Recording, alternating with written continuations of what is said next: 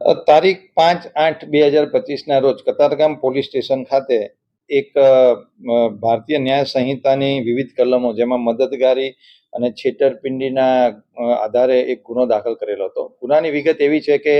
બે ઈસમો જે રાજ જ્વેલર્સ નામના સોનીના ત્યાં એક ચેન વેચવા માટે આવે છે, પણ જે ભાવતાલ નક્કી કરે છે જેના આધારે જે રાજ જ્વેલર્સના માલિકને થોડી શંકા જાય છે, જેના આધારે એ જે ચેન વેચવા માટે આપેલી હોય છે એ ચેનના અમુક એડવાન્સ આપે છે અને ચેનની પોતે ચેકિંગ કરતા એને ધ્યાનમાં આવે છે કે એની અંદર સોનાની જગ્યાએ બીજી ભેળસેળવાળી કોઈ ધાતુ સાથે અને 916નો લોગોવાળી એ ચેન આપી ગયેલા છે. તો આ છેતરપિંડી જેવી વિગત જણાતા રાજ જ્વેલર્સના માલિકનો કતારગામ પોલીસનો સંપર્ક કરતા કતારગામ પોલીસે વોચ રાખેલી હતી અને જ્યારે આ બંને ઈસમો આ ચેનના પૈસા લેવા જ્યારે સોનીની દુકાને આવે છે ત્યારે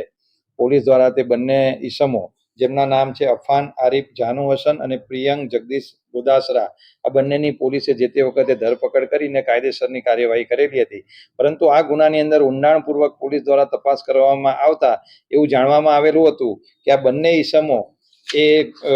ત્યાં ધોરાજીના હતા અને આ બંને ઈસમો ધોરાજીનો એક ઈસમ છે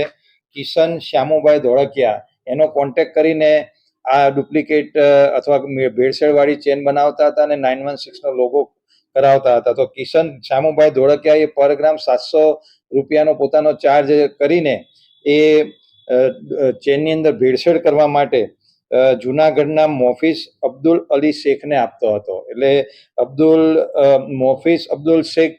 છે એને પણ પોલીસે ધરપકડ કરેલી છે અને 916નો જે હોલમાર્ક છે, જે ખરેખર સરકારી સ્ટેમ્પ હોય છે અને કાયદેસર રીતે કરી આપવામાં આવતો હોય છે, આ જે સ્ટેમ્પ છે 916નો એ જુનાગઢની અંદર કિરણ